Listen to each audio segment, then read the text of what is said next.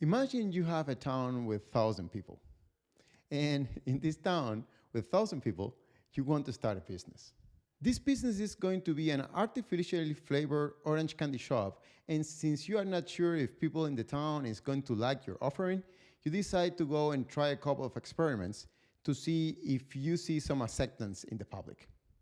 So you go to the organic supermarket that is in the town and you decide to stand there and ask the first 10 persons that go inside of the supermarket if they want to try your artificially flavored candies.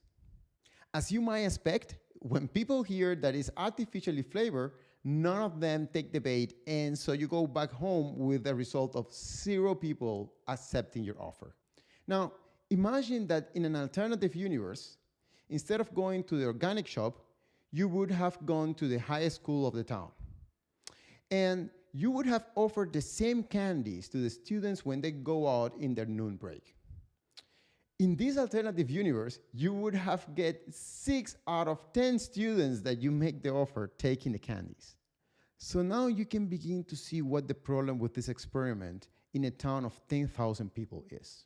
If you just go and ask 10 of them, you are going to get a very distorted vision of how the people in this town is going to behave towards your product. So definitely, there is a problem with your sample size or how many people you are taking into your experiment.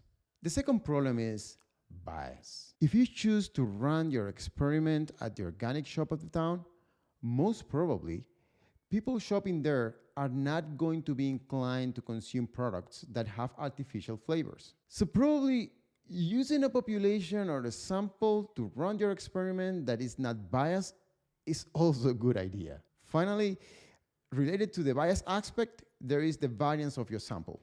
See, by going to the organic supermarket or to the high school courtyard, you have groups of people who are very similar among themselves.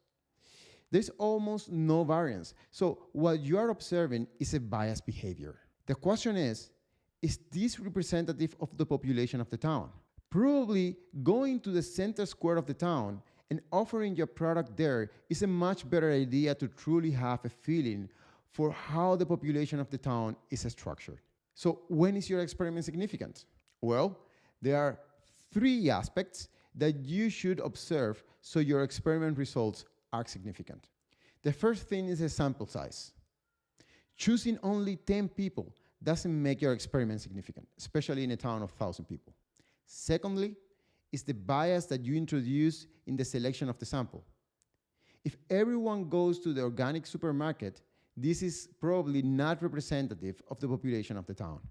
And thirdly, is the variance of your sample, which is related to the bias.